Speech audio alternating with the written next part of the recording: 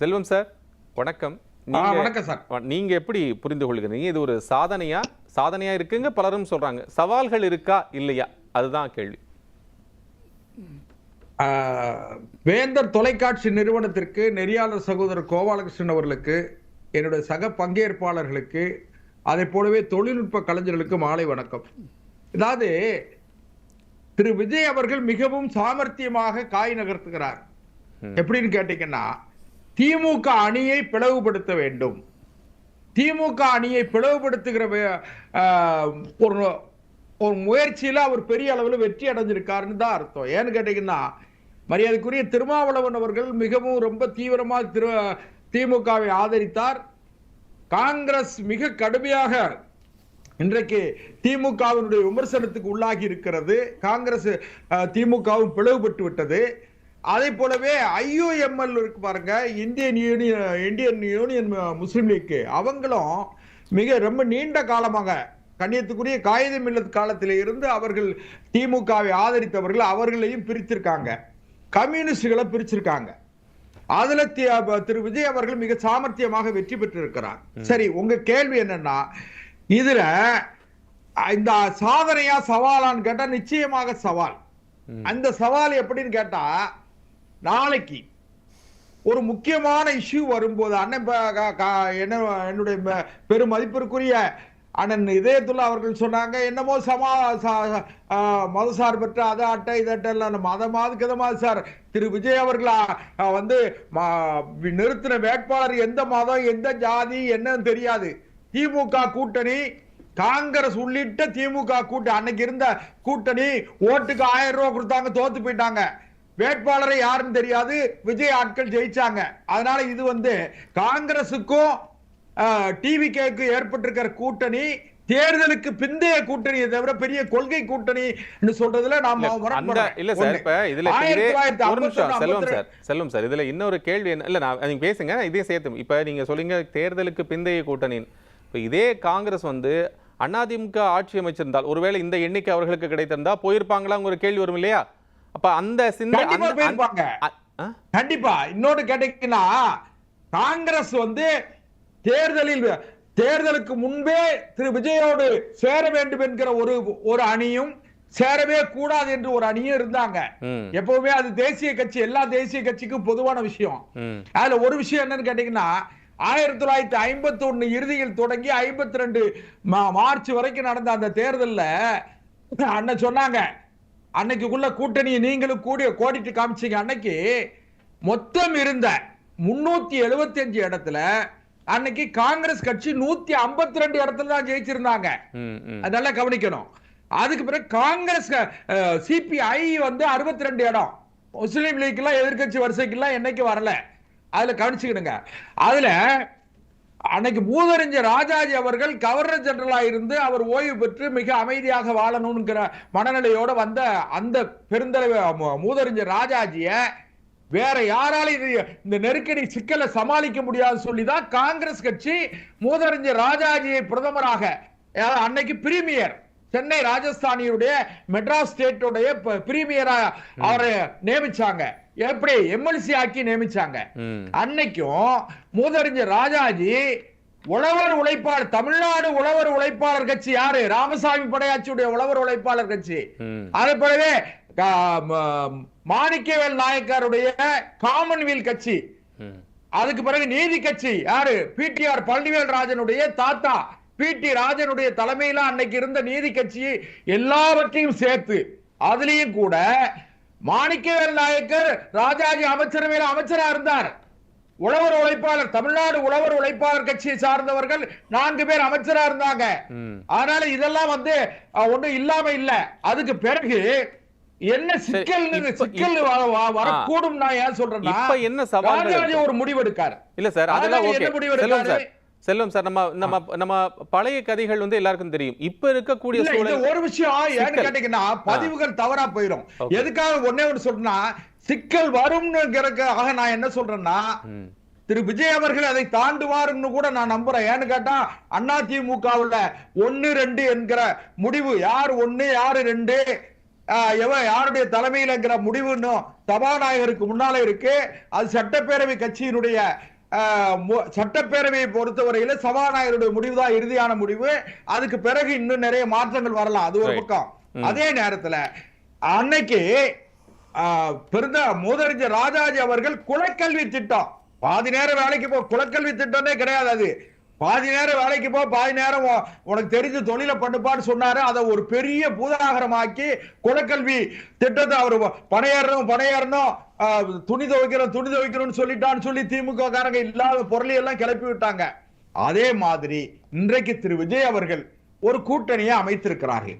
இந்த கூட்டணி கம்யூனிஸ்டுகள் என்ன சொல்றாங்க, நாளைக்கு ஒரு பொது விஷயத்துல போராட்டம் வந்தா அமைச்சரவையில அவங்க பங்கெடுக்கல, ஆனால் தார்மீகமா வெளியே இருந்து நிபந்தனையற்ற ஆதரவு தெரிவிக்காங்க.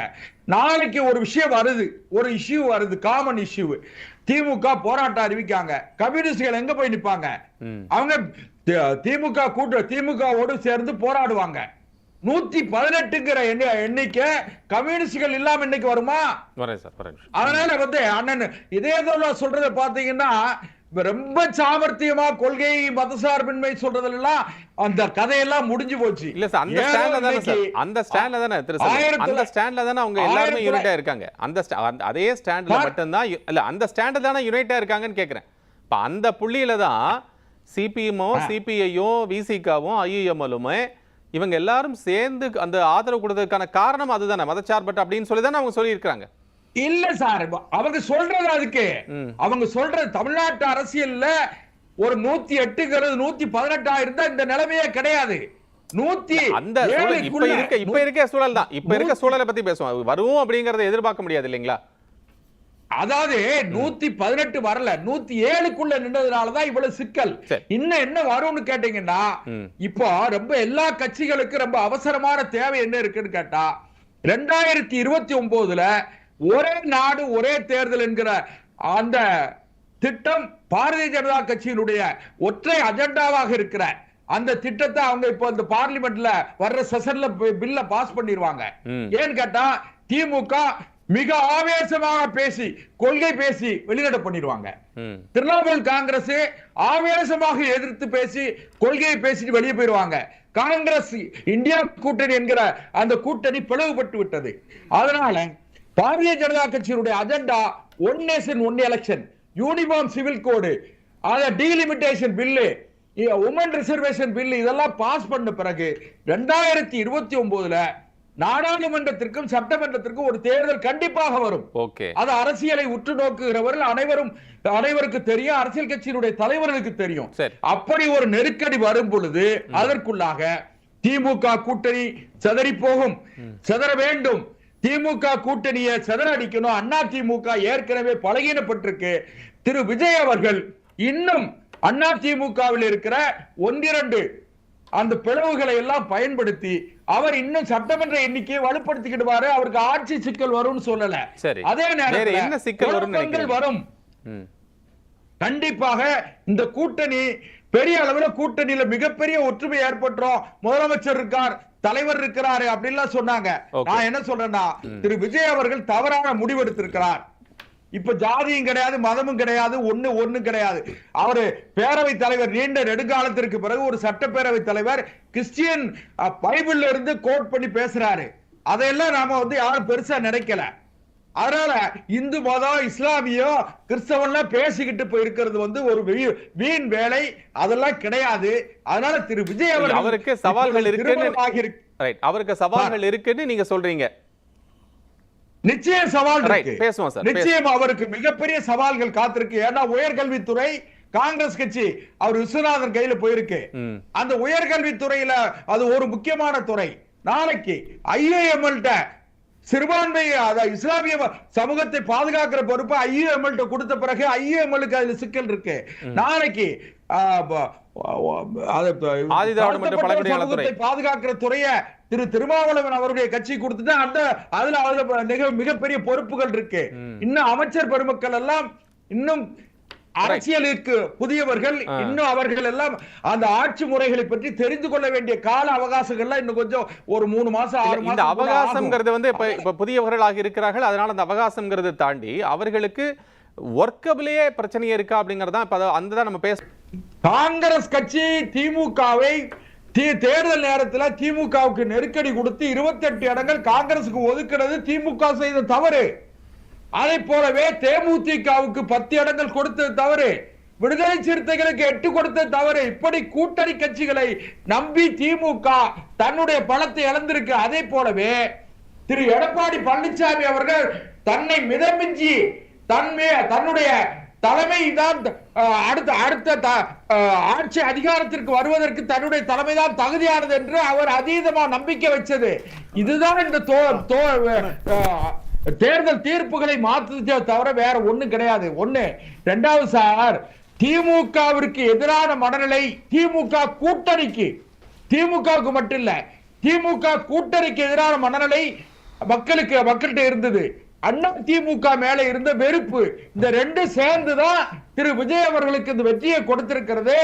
விஜய் அவர்கள் காங்கிரஸோடு கூட்டணி, தேர்தலுக்கு பிறகு காங்கிரஸோடு கூட்டணி அமைத்தது, தேர்தலுக்கு பிறகு விடுதலை சிறுத்தைகளோடு கூட்டணி அமைத்தது, தேர்தலுக்கு பிறகு ஐயுஎம்எலோடு கூட்டணி அமைத்தது. இதெல்லாம் ரொம்ப ரொம்ப நாட்கள் கிடையாது.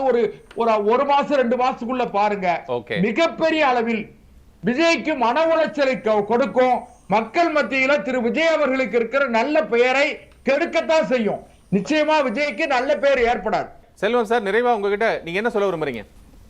வேற ஒண்ணும் இல்ல சார், இல்லாத திராவிட மாடல், தமிழ்நாடு மாடல் சொல்லி இருக்கணும். திராவிட மாடல் சொன்னது, சனாதானம் சொன்னது, மதவாதம் பேசியது யாருன்னா திமுக கூட்டணி, காங்கிரஸ் உள்ளிட்ட திமுக கூட்டணியினர்.